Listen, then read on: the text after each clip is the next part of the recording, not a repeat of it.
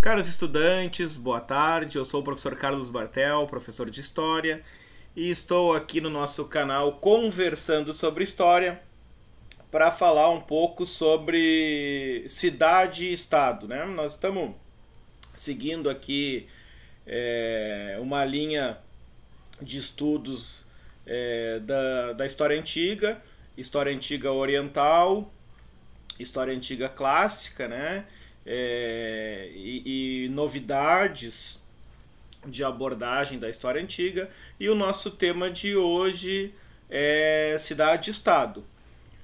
Nós estamos seguindo como referência, tendo como referência aqui de estudo esse livro, A História Antiga, do Norberto Luiz Guarinello, que é um especialista no tema. E a gente está estudando o capítulo que tem esse título, Cidades-Estados. Então aqui já, que é na página 77, aqui é um capítulo bem curtinho, é um apanhado, né? Eu gosto muito desse tipo de obra aqui, porque são manuais para a gente começar o debate, saber das questões básicas, das questões fundamentais. Mas antes de começar essa abordagem, quero mandar um abraço pro meu ex-querido aluno, querido bolsista João Sidney, né? Torcedor do Flamengo, mas ninguém é perfeito. Fica aqui um grande abraço. O João, a gente fez uma pesquisa sobre a importância da história antiga, de se abordar, de se estudar a história antiga no ensino médio. E o João ele fez lá uma maquete do Templo de Salomão, que está lá na sala da informática hoje, um belíssimo trabalho. Tá? Fica aqui, João, registrado esse abraço e sucesso para ti. Mas vamos lá então. Cidades-estado.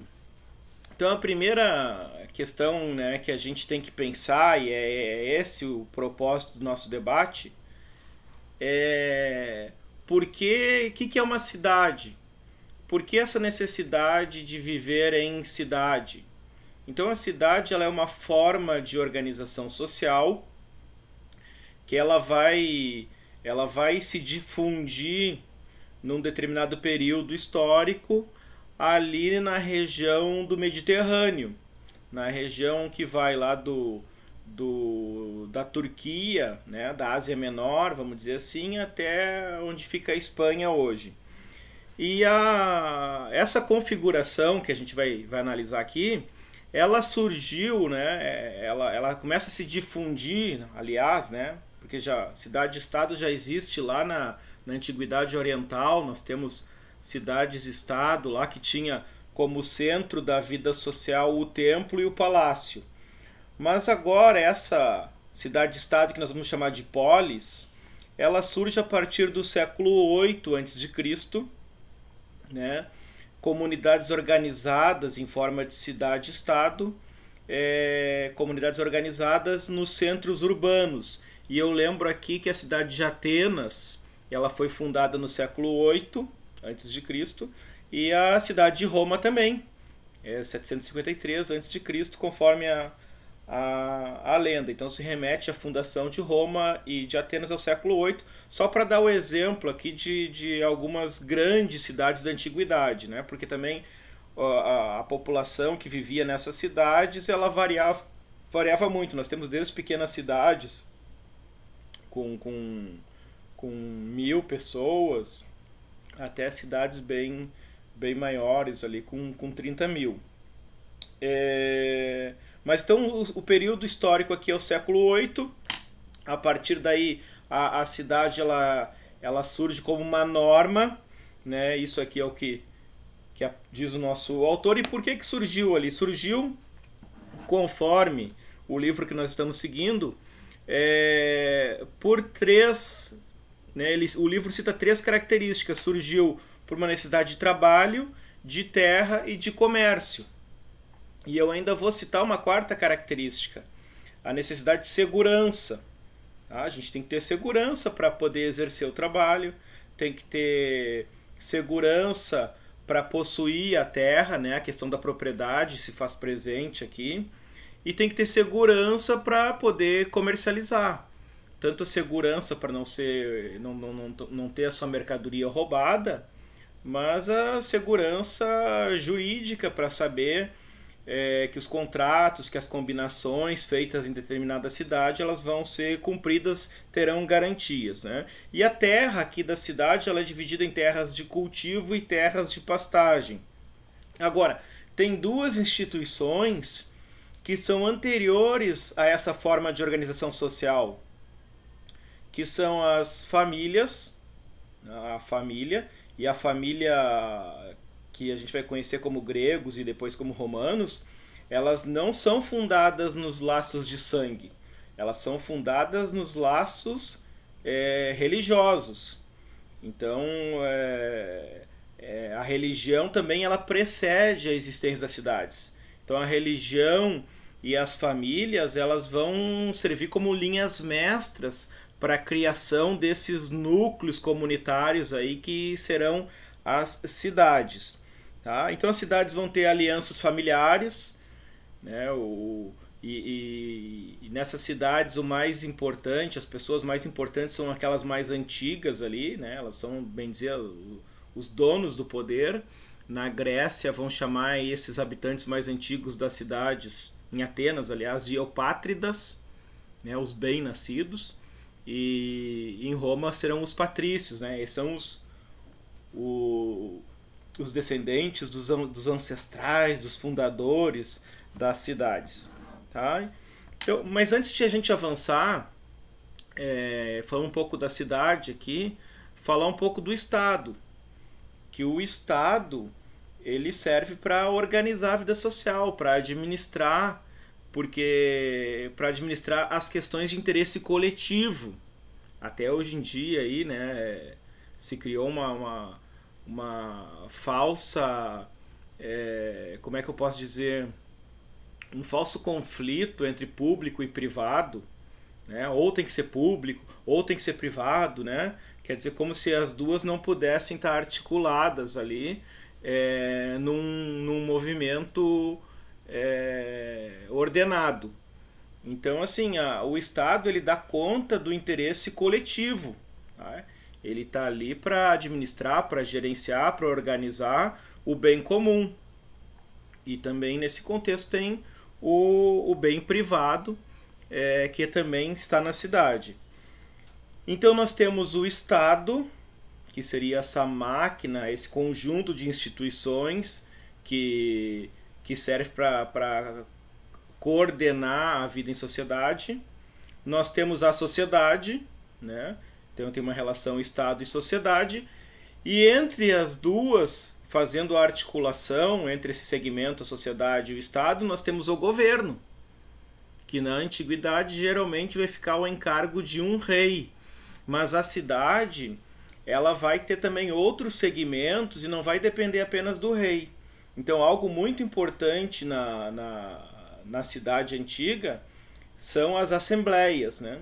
O que é a Assembleia? É o povo reunido, né? O povo reunido para tomar decisões de caráter coletivo. O povo reunido para fazer política. O que é política? São códigos compartilhados, são normas para que a gente possa viver em sociedade. Até a palavra política, ela é a junção de duas palavras. Ela é a junção de polis e ética. Ou seja, a ética da polis, a políticas. Então, na cidade se faz a política, se combina como se vai se viver na cidade. Então, na cidade nós temos o culto aos ancestrais, que a gente falou ali, a presença da religião muito forte. Tanto é que cada cidade vai ter o seu deus, é o deus da cidade, né? Na antiguidade clássica, oriental, os agrupamentos sociais eles são politeístas. Então eu lembro aqui nas cidades gregas, cada cidade vai ter o templo para o seu deus. Cidade de Olímpia, onde se faziam os Jogos Olímpicos, e os primeiros registros dos Jogos Olímpicos também é século VIII, 776, se não me engano, lá vai ter o templo ao Zeus. Em Atenas, o famoso Partenon, né, em homenagem à deusa Atena, deusa da sabedoria. Então ali, mas tem o culto aos familiares, aos fundadores das cidades. Então a cidade ela é uma propriedade, vamos pensar assim, ela é um espaço público que pertence à comunidade, tá? E aí nós já temos uma fronteira. Qual é a fronteira? A minha comunidade, a comunidade a que eu faço parte, ela é diferente da outra comunidade. Então a cidade, ela estabelece fronteiras, ela coloca um muro. É nós e os outros. A minha cidade aqui vai atender os interesses dos moradores aqui da cidade. Tá? Então aqui nós já temos uma primeira divisão. A cidade também ela serve para isso. Então aqueles deuses das antigas famílias, que eram os deuses domésticos, que nesse livro aqui, que eu gosto muito, A Cidade Antiga, do Fustel de Coulanges, os primeiros deuses eles eram deuses privados, eles eram os deuses da família. Nós até vamos fazer algumas abordagens aqui desse livro, porque esse livro aqui trata um período anterior ao que a gente está falando. Isso aqui é 1500 a.C., né? século XV, XVI ali antes de Cristo, e nós estamos falando do século VIII. Mas esses deuses que eram da família, agora eles vão ser da comunidade, então eles vão ter os templos. E esse templo ele vai ter muita relação com aquilo que é praticado na cidade. Então, assim, que nem eu falei, na ilha de Creta, uma ilha, os caras eram navegadores, pescadores, tinham uma relação com o mar. O principal deus ali era o Poseidon, né? O deus dos mares. Lá na Sicília, que eles plantam bastante trigo, a deusa lá vai ser a deusa Deméter, que é a deusa da agricultura. E não precisamos ir longe, vamos pensar aqui, nós temos Ibirama, e tem ali um santo, não é um deus, ali é um santo da Igreja Católica, né? Que é o Santo Huberto, santo lá de origem belga. E esse santo, o que ele representa? Ele é padroeiro do quê? Ele é padroeiro da caça e dos caçadores. E ele foi trazido para cá pelos os imigrantes germânicos que fundavam um clube de caça e tiro, né? Então é óbvio que tem uma relação aqui entre aquilo que se faz e aquilo que se acredita, tá? É essa a ideia aqui quando eu falo dos deuses. Então a deusa Deméter, para os gregos, a deusa da agricultura, né? Ou a Ceres, que é a mesma deusa, só que é para os romanos. Então aqui já dei um traço importante quando a gente vai falar na cidade, é a questão da religião. Porque apesar deles serem politeístas, muda o deus de uma cidade para outra, e aquele determinado deus do espaço territorial específico, ele vai ajudar no processo de construção de uma identidade que, como eu bem disse, ela vai se diferenciar de outras identidades. Olha, nós somos gregos aqui, mas nós somos atenienses, eles são tebanos, aqueles lá são espartanos. Então vai ter uma aliança entre uma cidade e outra, mas vai ter muito conflito também entre as cidades. E quando eu estou falando em Grécia aqui, a gente tem que sempre pensar que não existem países. Uma cidade-estado, ela possui autonomia política, jurídica e administrativa. Esse é outro ponto importante. As leis que valem para uma cidade não valem para outra, porque é outro corpo administrativo, outro corpo político lá naquela cidade. E essa questão de se fazer a justiça, de garantir a justiça, ela também é um elemento fundador da vida na cidade. Porque se eu vou numa cidade e eu cometo um furto naquela cidade, eu não estou roubando aquele indivíduo apenas. Eu estou fazendo um mal para toda aquela comunidade, né? Então a justiça, ela sai do caráter privado e ela vai para o espaço público. Ela tem um caráter agora coletivo. Então, alguém que comete algum crime, alguma irregularidade, algum desrespeito às leis, às normas, ele não está violentando apenas a outra pessoa, ele está infringindo um código que é de todos. Então a justiça ela não é mais lá do pai que fazia a justiça dentro de casa, né? É família patriarcal aqui, mas a justiça ela se torna pública. E as cidades, elas têm então o espaço público, que é o espaço das discussões. Toda cidade vai ter o seu espaço público, que é o espaço onde se discute a vida coletiva. Na Grécia Antiga, ali, em Atenas, aliás, os atenienses vão chamar esse espaço de ágora. É na ágora que se discute ali as principais questões da vida coletiva. É ali que a assembleia, que o povo se reúne para discutir o que é importante. Olha, aquele cidadão lá, ele cometeu um crime, então ele vai ter que ser expulso da cidade. Então vão se reunir na ágora e vão decidir essa questão. Por exemplo, uma outra questão é que as cidades cunhavam as suas moedas. Geralmente eram moedas de prata, mas também tinha moeda de bronze. Mas geralmente era prata que era mais utilizada. E essa moeda, ela também vai ser um elemento definidor da identidade do cidadão. Então, por exemplo, as moedas em Atenas vão ter um símbolo de uma coruja, né? Que a coruja representa a sabedoria, que os atenienses eram voltados para a questão do estudo, do conhecimento, da sabedoria. Então a moeda, ela também é um elemento formador da identidade e que diz muito daquela população ali, porque ela não deixa de ser um símbolo de poder também. Olha, essa cidade é poderosa, essa cidade é muito rica.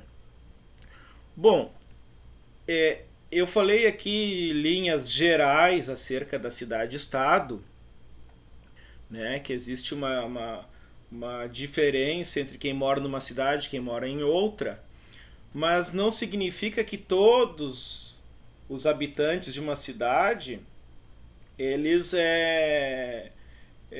sejam iguais do ponto de vista do direito. Aquilo que a gente fala da isonomia, né, a igualdade perante a lei, não significa que todos sejam iguais. Quem vão ser os iguais são os cidadãos. Cidadão é aquele que mora na cidade e que possui direitos. Que tipo de direito? De ir lá na Assembleia e dar a opinião dele, e fazer a crítica dele, e falar em nome dos familiares dele, e ajudar a fazer as leis, se candidatar para cargos e administrar a cidade. E exercer cargos na área da justiça, da magistratura. Tá? Então o cidadão ele vai ter alguns direitos, né? Quer dizer, ele vai ter direitos que os outros não terão. E quem são os outros?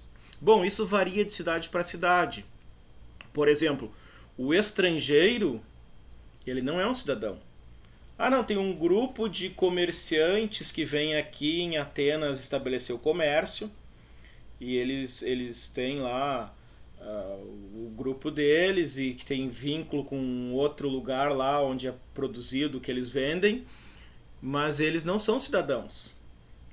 Até os atenienses vão chamar esses aí, são os metecos, os estrangeiros, né? Mas eles também não são escravos, que aqui nós temos outra categoria social, outra classe social aqui. Então nós temos os cidadãos, nós temos os escravos, nós temos os estrangeiros. E a noção de escravidão, que é uma noção chave para a gente compreender a antiguidade, ela vai variar de lugar para lugar. Então o escravo pode ser o prisioneiro de guerra, o escravo pode ser a pessoa endividada, o escravo pode ser a pessoa que precisa de algum trabalho, de alguma coisa, vai se tornar uma autoescravidão, vai se oferecer como escravo, né? tem que pagar a dívida, mas não vai ser escravo, mas vai entregar o seu filho ou a sua filha nessa condição. Então isso varia de cidade para cidade nesse raio que eu estou falando aqui, que vai da Turquia até a Espanha ali. Varia. Mas além dessas categorias que eu estou falando, né, estrangeiros, cidadãos, escravos, né, poderia também falar das mulheres. Para que serve a mulher na cidade? A mulher, ela tem um papel só, é gerar filhos, gerar descendência, linhagem.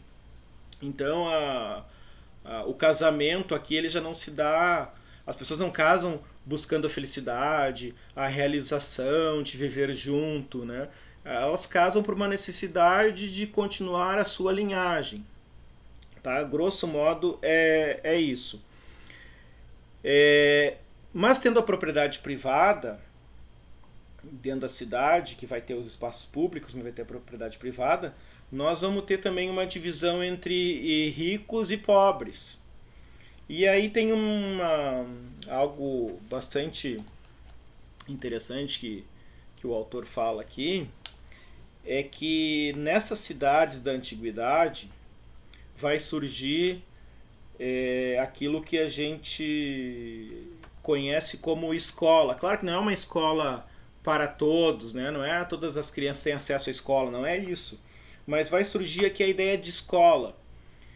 E a escola, ela vem de uma palavra grega que significa tempo livre.